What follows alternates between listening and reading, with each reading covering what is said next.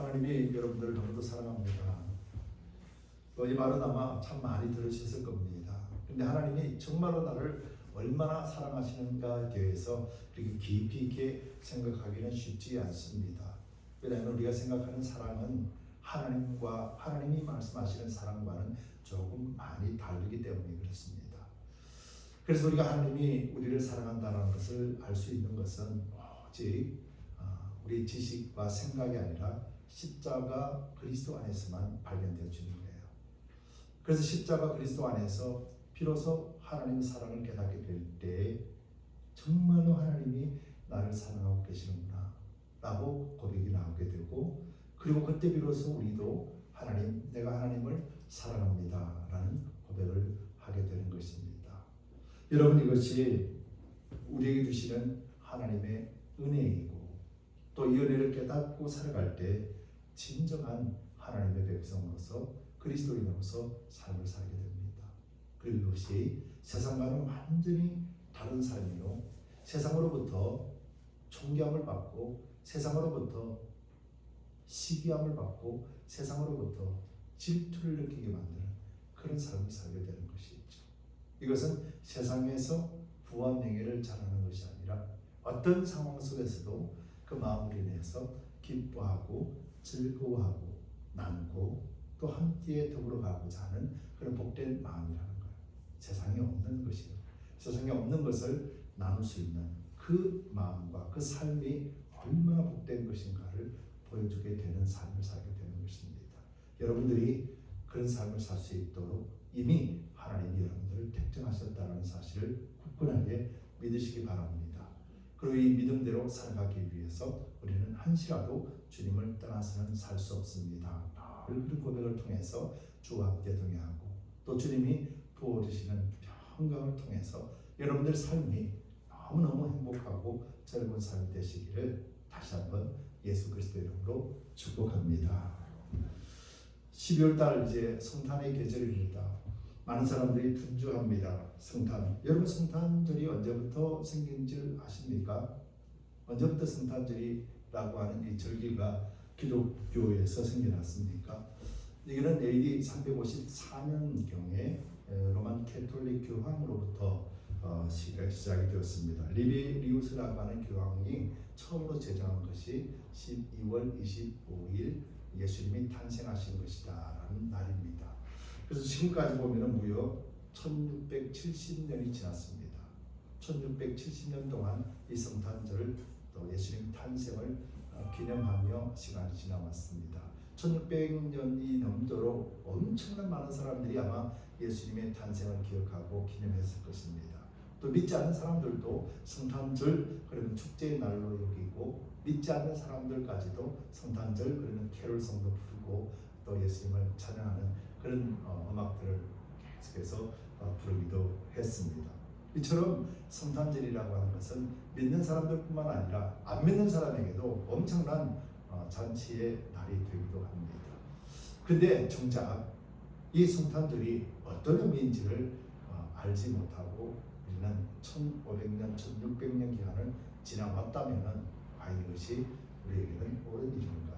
여러분 한번 생각해 보시기 바랍니다. 예수님께서 제자들의 발을 씻기시면서 또 성찬을 제정하셨잖아요. 십자가에 죽기 전에 성찬을 제정하시고 예수님이 뭐라고 말씀하시냐면 이 날을 기념하고 기억하라고 했습니다.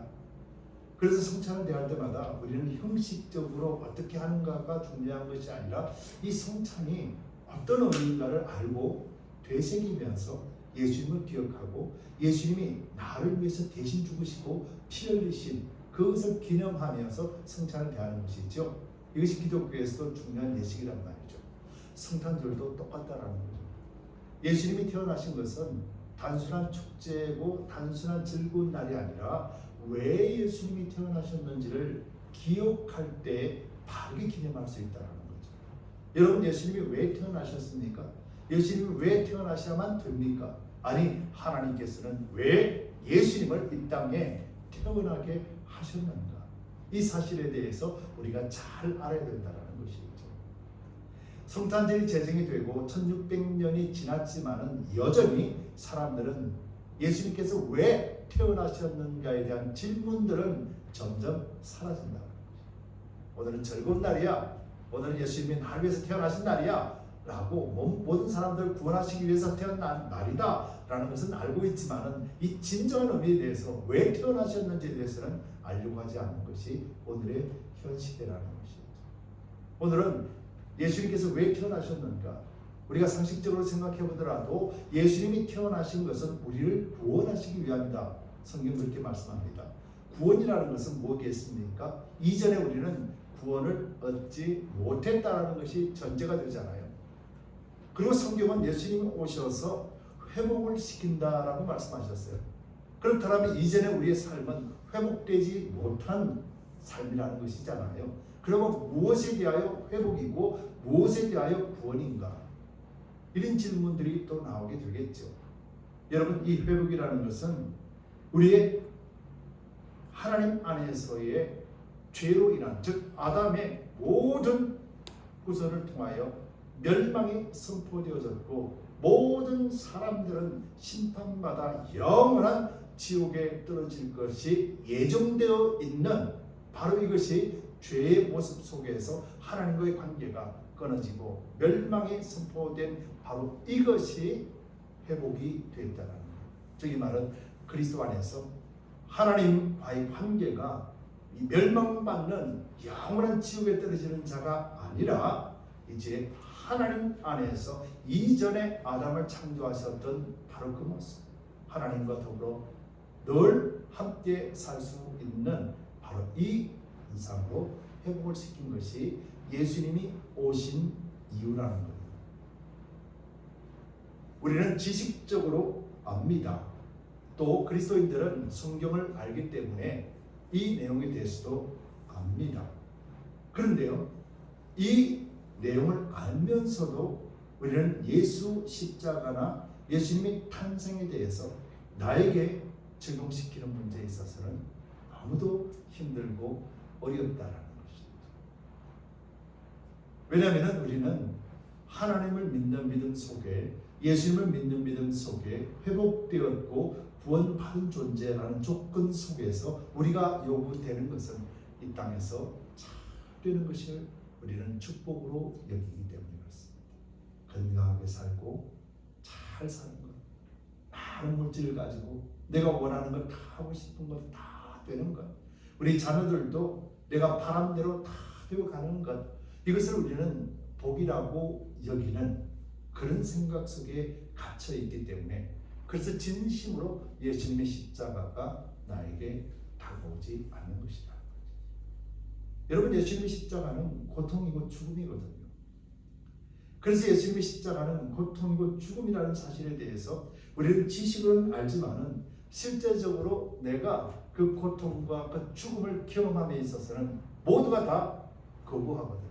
아니요, 이건 말고요, 하나님 평안하게, 이런 고통 말고 이런 어려움 말고 편안하게 해주세요. 그리고 우리가 간구하는 기도는 그런 기도거든요. 하나님 이것 잘 되게 해주세요. 하나님 이것 잘 되게 해주세요. 하나님 이것 지켜주세요. 하나님 이것 빼앗기지 않게 해주세요. 하나님 내가 이거 원하는 이것 해주세요. 이게 우리의 기도잖아요. 이게 잘못됐다라고 말하는 것이 아니라 이런 기도를 통해서 과연 십자가 예수님이 이 땅에 오신 그 진정한 구원의 의미를 우리가 바르게 알 수 있을까라는 거예요. 우리는 흐름을, 우리가 간구하는 기도 속에 그 흐름 속에서는 예수님의 십자가를 깨달을 수가 없게 됩니다. 그런데 이 흐름을 바꾸어서 주님 앞으로 선다라는 것, 여러분 실제로 이것이 얼마나 어려운 일인가. 여러분 이것을 우리는 또 다른 말로 표현하면 환난, 고난이라고도 말하기도 합니다. 외부에서 오는 고난, 이건 우리가 능히 고난이요 환난이라고 봤지만은 우리 내면 속에서 거부하고 내면 속에서 예수님을 따르지 않으려고 하는 이 습성에 대해서는 우리는 전혀 알지 못하기 때문에, 여러분 실제적으로 이런 마음의 고통과 고난들이 여러분들이 언제 시작됩니까? 신앙생활이 시작되면서부터 시작돼요. 예수를 안 믿으면요, 전혀 갈등이 필요가 없습니다. 내가 예수님을 믿어야 하고 믿는 믿음 때문에 이렇게 살아야 된다. 예수님의 가르침을 받고 이렇게 살아야 된다. 안 믿으면 이런 결단들이 필요가 없지요. 언제부터 시작됩니까? 믿는 순간부터 시작이 되는 거죠. 이것이 회복의 역사거든요. 그래서 믿는 순간부터 우리는 예수님을 따라가야 돼. 믿는 믿음 가운데 살아야 돼. 믿음은 이런 것이니까 이렇게 살아야 돼. 기도도 이렇게 해야 돼. 라고 하면서 시작되어지는 훈련과 믿음의 시작 속에서 갈등과 환난들이 시작되는 것이에요. 이게 우리의 삶이었습니다. 외부에서 굳이 말 안 해도 우리는 바로 이런 것들 속에 무너지게 되고 넘어지게 되는 것들이 얼마나 많이 있느냐는 것이죠. 여러분 이것을 다른 말로 표현하면 또 흑암, 암흑이라고도 표현하시고 실제적으로 이스라엘 역사를 보면 암흑기가 있었거든요. 실제적으로 이스라엘 역사를 보면 암흑기라고 표현하는 그런 흑암의 시기가 있었어요. 성경에서는 암흑기, 흑암의 시대라는 것은 어떤 말이냐면요. 하나님이 역사, 하나님의 말씀을 전하는 사람 이런 것들이 한 번도 없다라는 말을 의미하는 거예요. 바로 이것이 말라기 이후부터 구약성경의 마지막 성경인 말라기 이후부터 신약 성경이 시작되는 예수님이 땅에 오심으로 시작된 그 시기까지 약 400년 동안 침묵기, 흑암기라고 말하거든요. 왜 이런 일이 있었습니까? 하도 하나님이 그렇게 말씀을 전해도 선지자들이 그렇게 말을 해도 때로 말을 안 듣는 거죠. 내 생각대로 살고 내가 원하는 것만 달라 그러고 이것이 수천 년 동안 흘러왔습니다. 결국은 다 멸망을 했음에도 불구하고 그들은 여전히 그렇게 살고 살아. 아플 때는 주여 주여 살려주세요 했다가 살려줬더니 조금 있으면 또 주님 나 필요 없어요. 그러고 룰루랄라 내 마음대로 살 거예요 라고 살아가는 거죠. 그런 시기들이 지나서 결국 말라기 시대가 오면 하나님이 침묵을 하시는 거예요. 더 이상 말해봐야 소용이 없구나.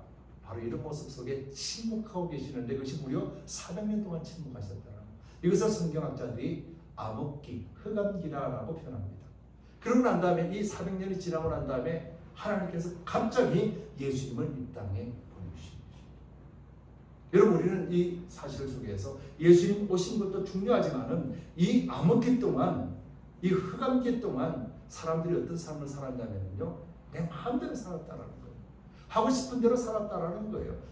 쉽게 말하면 내가 원하는 것 하고 살았고 싫은 것은 하지 않았고 하나님을 믿습니다 말은 했지만은 여전히 하나님과는 동떨어진 삶을 살았던 거예요. 누구 하나 하나님이 이렇게 말씀하셨습니다. 누구 하나 하나님은 이렇게 하십니다라고 말하는 사람들조차 없었다라는 거예요.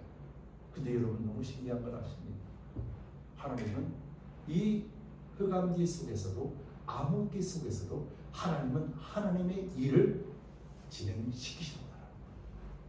하나님은 400년 동안 딱 멈춰서 계시다가 400년 후에 예수님을 탄생시킨 것이 아니라 400년 기간을 통해서 예수님이 유다의 자손으로 오실 것을 준비하셔서 이 400년 기간 동안에도 유다의 자손들을 통하여서 그 믿음의 경주를 하나님은 친히 하셨다는 것. 흑암의 시간 속에서도. 그리고 여러분도 중요한 걸 아세요? 이스라엘 사람들이 그 시기, 흑암의 시기 속에서도 하나님을 보려고만 했다면 볼 수 있었다는 거예요. 왜요? 그들에게는 이미 선지자들에게 준 말씀들의 기록들이 그들은 가지고 있거든요. 구약의 말씀들, 모세의 율법들, 모세가 하나님으로부터 받은 말씀들, 그들의 선지자들이 준 말씀들 모두 다 이스라엘 사람들이 다 가지고 있거든요. 그래서 그들이 흑암기, 암흑기 속에서도 그 말씀만 펼쳐보면 하나님을 알 수 있고 그 말씀을 깨달으면 하나님을 찾는 자가 되고 하나님과 함께 사는 삶을 살 수가 있는다는 거예요. 근데 그런 사람들이 없다라는 것이잖아요. 흑암기 동안 인간의 연약함과 하나님 앞에 감사를 잃어버리고 하나님의 능력을 믿지 못하고 하나님을 찾는다는 것에 대한 깊은 성찰과 깨달음과 삶의 방향을 잃어버린 자들. 오늘날은 어떨까요? 오늘날에는 점점 이 흑암기로 들어가고 있다는 것을 여러분 느끼지 않습니까? 팬데믹 이후를 통해서 완전히 무너져버리는 교회 환경, 팬데믹 이후로부터 완전히 무너져버리는 절대적인 하나님만 신뢰하고 의지하려고 하는 마음들, 여러분 갑자기 사라지지 않았습니까? 하나님께서 훅 하고 불었더니 이런 것들이 쑥 하고 날아가 버렸다는 거. 여러분, 남아있는 사람들은 누굽니까? 그래도 말씀을 끝까지 붙들고 그럼에도 불구하고 하나님만을 의지하기를 결단한 사람들만 붙들고 부는 거예요. 야, 그렇다면 이 시대 속에서 이 믿음을 지키려고 하는 것이 쉬울까요? 어려울까요? 너무 어려운 거예요. 다른 사람이 가지 않는 길 우리는 가야 되죠. 다른 사람들이 질투하는 길, 시기하는 길이 아니라 다른 사람들이 미련하다라고 하는 길을 지금부터 우리는 가야 되기 때문에 얼마나 힘듭니까? 다른 사람들이 야, 나도 그 길 가고 싶어가 아니라 많은 사람들이 나는 이 길 가기 싫어하고 떠나는 상황 속에서 세상도 이것을 바라보면서 야, 내가 그 길 왜 가? 라고 하는 이 길을 걸어간다는 것이 얼마나 어렵겠습니까? 결단코 쉽지가 않습니다. 바로 예수 그리스도의 은혜와 예수님의 십자가를 알아야만 비로소 당당하게 갈 수 있는 것이라는 거죠. 여러분, 성탄절은 예수님께서 이 땅에 오신 것입니다. 근데 예수님께서 오신 것은요, 단순한 것이 아니라 우리의 회복을 위해서 오셨습니다. 예수님이 십자가에 죽으셨습니다. 예수님이 십자가에 죽으신 것은 바로 그 회복의 역사가 이제 완전하게 시작되었음을 우리에게 선포하는 날이 있었습니다. 예수님이 오심은 이제부터 사단에게는 심판이요, 하나님의 백성들에게는 빛이 되어져서 구원이 시작되어졌고, 예수님이 십자가에 죽으심으로 이제 모든 인간의 죄들을 사함을 얻게 하시는 대속의 제물이 완성이 되므로 인하여 이제부터는 예수의 이름만 부르면 모든 자들이 구원하시겠다 하신 하나님의 약속이 이루어지는 날이 십자가 바로 부활절이라는 것입니다. 예수님은 죽기 위해서 이 땅에 태어나신 거예요. 여러분, 이 사실을 잘 이해하셔야 됩니다. 예수님은 이 땅에 태어나셔서 왕으로서 대접받기 위해서 태어나신 것이 아니라 나를 위해서 십자가에 죽으시기 위해서 예수님이 이 땅에 태어났습니다. 그런데 우리는 이 성탄절을 기념하며 기뻐한다는 것이죠. 아니, 죽으러 온 사람에게 죽기 위해 태어난 사람을 기뻐할 수 있겠습니까? 예수님을 생각하면 기뻐할 수 있겠습니까? 아닙니다. 나를 생각할 때 기뻐하는 거예요. 예수님께서 태어나셨습니다. 그리고 예수님께서는 십자가에 죽으실 것입니다. 근데 그 십자가 죽으시는 것이 다른 사람이 아니라 바로 나를 위한 죽음입니다라는 것을 깨달을 때 비로소 우리는 기뻐할 수 있는 것이죠. 성탄절의 의미는 바로 이 기쁨으로 주님을 찬양하는 날입니다. 얼마나 많은 그리스도인들이 바로 이 기쁨으로 하나님을 찬양할 수 있을까요? 아니, 믿지 않는 사람들이 성탄절이라 해서, 대목이라 해서, 사업이다 해서 큰 돈을 벌고 있을 때에도 그들은 과연 예수님의 십자가, 이 십자가를 통해서 우리를 구원하신 예수님, 바로 죽기 위해 태어나신 예수님을 기억하고 기념하겠습니까? 여러분, 이 시대가 암흑기 아닙니까? 이 시대가 어둠의 시기대 아닙니까? 여전히 말씀이 있어도 그 말씀을 의지하지 않고 말씀 말고 내 생각대로 하나님을 믿는 믿음대로 달려간다라면 400년 기간에 그 흑암의 시절과 무엇이 다를 수 있는가 하는 것이죠. 여러분, 400년 기간 동안에 세상은 많이 변했습니다. 400년 기간 동안에 누가 태어났냐면요, 우리가 잘 아는 그리스 왕인 알렉산더가 태어났습니다. 그 기간 동안에 어둠의 시간 동안에 세상의 역사는 흘러갔습니다. 알렉산더가 대왕이 되고 난 다음에 바로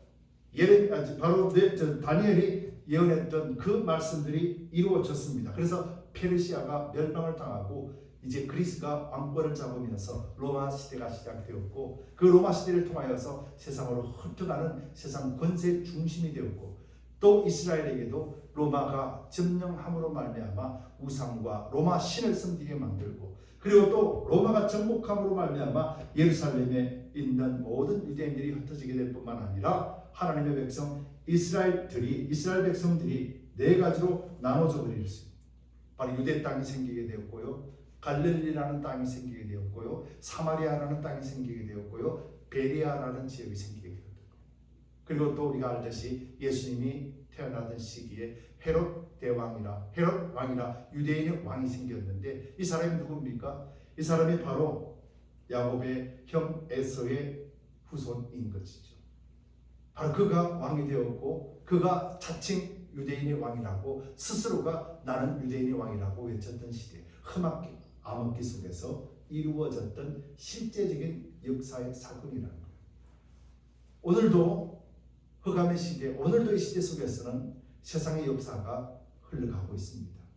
우리가 보고 눈으로 경험할 수 있는 그런 역사들이 오늘도 흘러가고 있습니다. 그럼에도 불구하고 그 흑암기 속에서도 하나님이 일하셨다는 것을 우리는 잊어서는 안 되는 것입니다. 예수님을 이 땅에 보내시기 위하여 유다 지파를 선택하시고 다윗에게 약속하신 다윗의 후손을 통하여 영원한 왕위가 계승될 것이라고 하신 그 언약의 말씀이 이루어지고, 결국 이 언약의 말씀은 이후에 아브라함에게 주신 하나님의 약속, 그 아브라함의 언약이 성취가 되면서 400년 시간 동안 아무도 하나님을 알지 못하는 시대였으라도 하나님은 그 시기를 일하고 계시면서 친히 400년 뒤에 예수님을 이 땅에 보내주심으로 말미암아 모든 세상을 구원하시겠다 하신 아브라함과의 약속을 지키셨고, 다윗에게 그 왕권을, 왕위를 영원토록 이어가겠다라고 하신 약속의 말씀을 지키신 것이죠. 그리고는 그 영원한 왕 되신 예수께서 모든 만민을 구원하신 예수님께서 오신 그 사건을 통해서 아담에게 하나님이 약속하신 모든 만민을 구원하실 구원주를 이 땅에 세우실 것을 말씀하신 그 언약이 예수님이 오심으로 말미암아 성취가 된 것입니다. 여러분, 예수 그리스도는 나를 위해서 오셨습니다. 예수 그리스도는 나를 위해서 살아오셨습니다. 그렇기 때문에 오늘 본문 속에서도 말하고 있는 것처럼 그리스도를 바라는 소망의 능력을 우리는 의지해야 됩니다. 오늘 본문 속에서 나와 있는 내용은요, 히브리 기자가 하나하나 믿음의 사람들을 열거합니다. 그리고 궁극적으로는 선지자들이 돌로, 톱으로, 그리고 또 시험과 같이 죽음을 당하고 많은 이들이 예수를 증거하다가 죽임을 당하는 그 시련과 고통을 겪었으면서도 여전히 그리스도를 전파할 수밖에 없었던 분명한 이유를 설명하고 있고, 그들이 우리의 증인이라 표현하고 있듯이 오늘날에도 믿음의 선진들을 통하여 우리에게 전해진 복음을, 그 복음이 오늘 저와 여러분들이 예수를 믿는 밑거름이 되었음을 기억해야 되는 줄 믿습니다. 여러분, 믿음의 선진들은 세상을 향해 살지 않았습니다. 믿음의 선진들은 예수님을 향하여 죽으면 죽으리라 결단하며 달려갔던 믿음의 선진들이 있었기에 대한민국에 복음이 들어왔고, 또 대한민국에 그런 하나님 앞에 헌신되어진 믿음의 선진들이 있었기에 온 세계 곳곳에 복음을 전파할 수 있게 되었던 것을 기억해야 될 것입니다. 그리고 우리 두드림교회를 통하여, 여러분들을 통하여 이 지역뿐만 아니라 세상을 흘러보내는 그런 축복의 통로로 하나님이 삼으셨다는 사실도 여러분 믿으셔야 될 겁니다.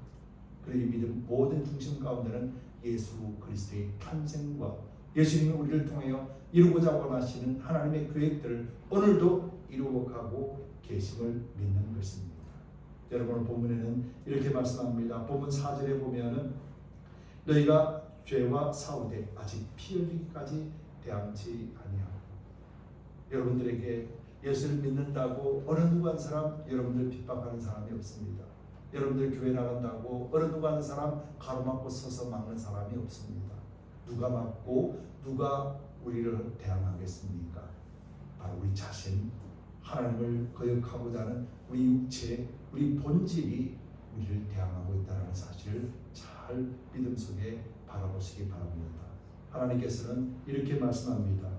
오래 참음은 징계를 받기 위함이다 라고 표현합니다.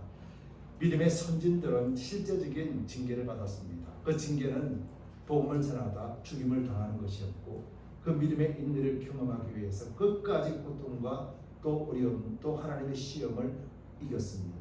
대표적으로 아담으로부터 시작되어진 그런 시험들을 하나님은 친히 징계라 표현하시기도 하십니다. 그렇다면 하나님이 왜 이것을 징계라고 표현하실까? 우리는 이 사실에 대해서 잘 알아야 됩니다. 여러분, 징계라고 표현하면서 이렇게 말합니다. 징계는 다 받는 것이 오늘 8절에서 너희에게 없으면 사생자요 참 아들이 아니니라 라고 말씀합니다.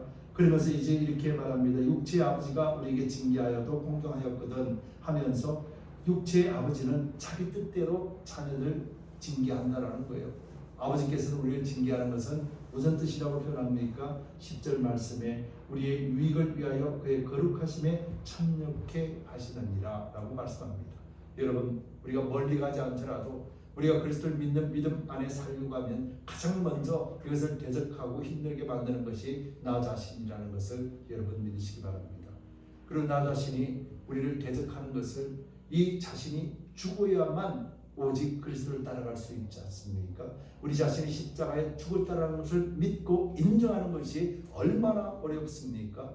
그러나 우리가 스스로가 십자가에서 나는 죽고 그리스도가 내 안에 사신다는 고백할 때 비로소 우리는 예수 그리스도를 믿는 믿음 안에 자라게 되는 것이죠. 하나님의 징계라는 것은 곧 내 자신이 그리스도 안에서 십자가 안에서 죽음을 상징하는 것입니다. 하나님의 징계는 나를 죽이려고 하는 것이 아니라 하나님의 징계는 나를 통하여 그리스도 안에서 다시 살게 만드시는 하나님의 뜻이 이루어지는 것이라 말하고 있는 것이죠. 그래서 여러분, 우리 육체는 아담 이후로부터 가시와 엉겅퀴를 내는, 그래서 상처를 주고 상처를 입히고 스스로에게도 상처로 인하여 고난 가운데 살게 되는 것, 바로 이것이 우리 육체의 본질이고, 이 육체의 본질을 이길 수 있는 유일한 길은 십자가를 믿는 믿음 하나이면 충분하다는 것을 우리는 기억해야 될 줄 믿습니다. 그렇기 때문에 언제나 우리가 12절 13절에 그러므로 피곤한 손과 연약한 무릎을 일으켜 세우고 너희 발을 위하여 곧은 길을 만들어 저렁다리로 하여금 어그러지지 않고 고침을 받게 하라 라고 말하며, 언제나 곧은 길, 바른 길을 걸어갈 때 하나님은 우리의 모든 아픔과 상처와 닫혀있는 모든 것들을 깨끗하게 치유하시면서 하나님의 그 길을 인도하실 것이라는 것입니다. 여러분 기억하시기 바랍니다. 성탄절 예수님께서 이 땅에 오신 것은 우리의 단순한 기쁨이 되시기 위한 것이 아니라 죽으시러 오셨고, 예수님의 죽으심을 인하여서 저와 여러분들이 완전한 하나님의 뜻 이루어지는 구원 가운데 들어가게 되었음을 믿으시고, 바로 이 사실로 인하여 예수님 탄생을 기억하고 기념하며 기뻐할 수 있게 되기를 예수님의 이름으로 축복합니다. 여러분들 삶에 예수님이 늘 동행하시고 여러분이 언제나 그리스도 안에서 믿음으로 승리케 되시기를 예수 그리스도로 다시 한번 축복합니다. 우리 함께 기도합시다.